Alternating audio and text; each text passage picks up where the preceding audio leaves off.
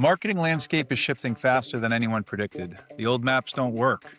And the brands that are winning aren't following a better playbook, they're pioneering on without one. This is Brandistry Buzz, a podcast for marketers who are ready for whatever comes next.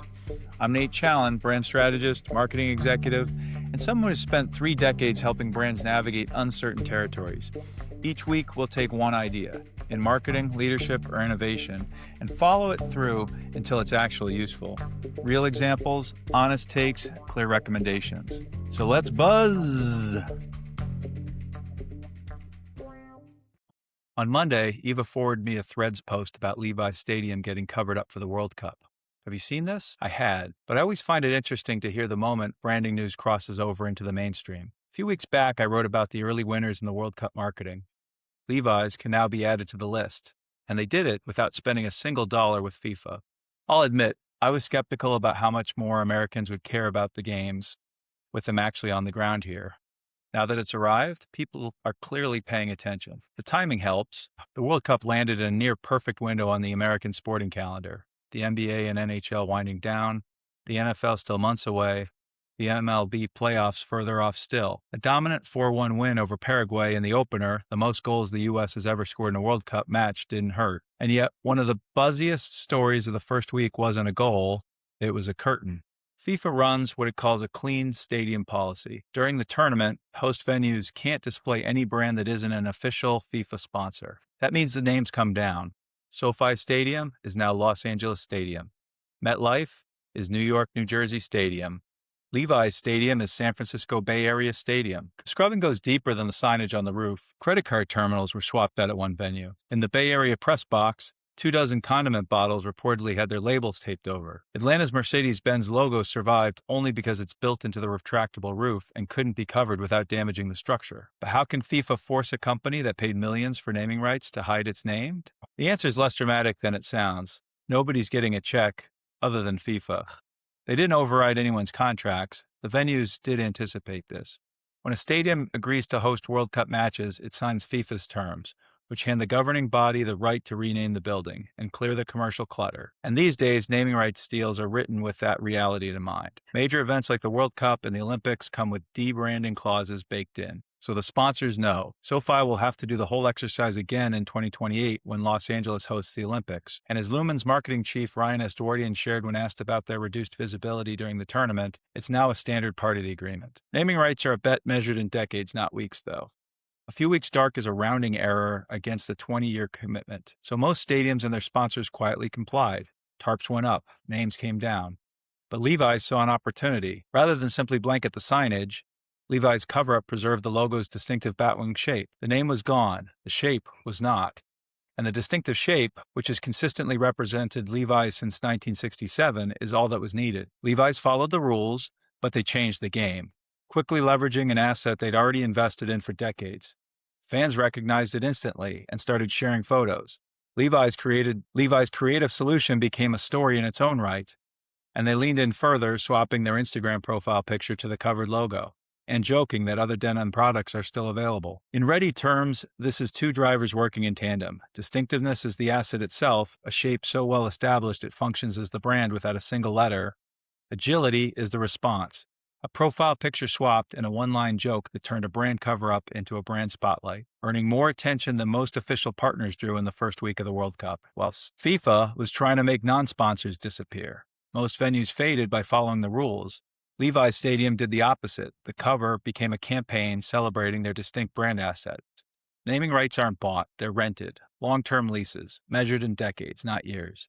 The price is set by the same things that set the value of any audience: the size of the market, the capacity of the building, the stature of the team, and how often the venue lights up. And the numbers have climbed fast. Crypto.com reportedly put up around $700 million for the Lakers arena. Intuit committed roughly $500 million for the Clippers' new home. Today, something like 4 in 5 major league venues in this country carry a corporate name, with finance and technology brands dominating the marquee. What that money buys is harder to measure than a normal ad. There's no click, no clean line to a sale. You're buying awareness, credibility, and association.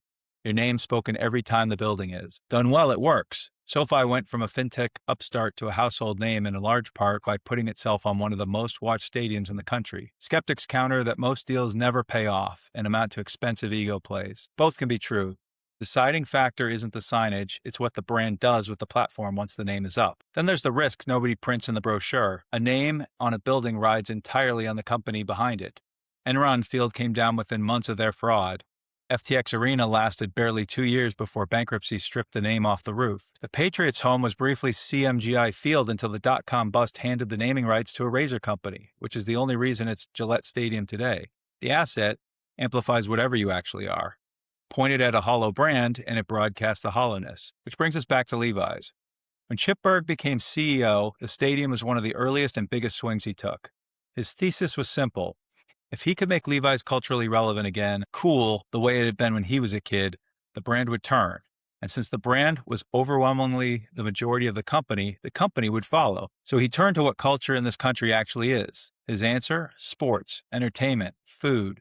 Stadiums sit right at that intersection. And what do people wear to the game? They're Levi's. Bergh knew about the Gillette deal from his P&G days, and that deal had proven stadium marketing was one of the highest ROI investments the company made. Still, the board pitch took nerve. Levi's was in a turnaround, and the commitment for the new home of the San Francisco 49ers was $220 million over 20 years, most of a single year's profits for Levi's at the time. Bergh described selling the board as talking a lot with his hands, making the case to bet that big on a hunch about culture. And last week that bet paid off in perhaps the least likely way. So what's this mean for the rest of us? You don't need a $200 million naming rights deal to take something away from this. You need to think differently about what you're actually building. 1. Build assets you own, not just a name. A name can be covered, a shape, a color, a sound, a silhouette. Those things also live in the memory. Invest in the cues that work even when the words are gone. 2. Spend before you need it. Levi's didn't build that recognition during the World Cup. The World Cup just activated it. Distinctive assets aren't a credit card, they're a savings account, compounding with continued investment over time. 3. Treat constraints as a stress test. A real distinctive asset survives being stripped of its name. If yours can't, how distinctive is it really? 4. Respond fast and light. Perhaps the strongest part of Levi's move wasn't the shape cover-up, but the wink that followed the fans' attention hours later, not weeks. Agility is a capability, not an action, and it has to be built before the moment it's needed. Finally, accept there's no shortcut. Distinctiveness requires consistency, and consistency requires patience. Levi's move was simple, but it took years of commitment to make it possible. FIFA tried to make Levi's disappear for a few weeks. Instead, it gave the brand its loudest moment of the summer so far, and a free reminder of how much equity sits in the shape they've kept quietly investing in all these years. FIFA might have covered up the name, but they couldn't cover up the brand. That's it for this week's Brandistry Buzz. One more idea to help you navigate whatever comes next. If this episode made you think, subscribe wherever you're listening so you don't miss what's next. And come find me on LinkedIn where I'm posting between episodes, trends, takes, and the occasional things that I'm still figuring out. Prefer to read? Brandistry Buzz is also a weekly newsletter on LinkedIn and Substack. Links are in the show notes. I'll be back next week. In the meantime, stay ready.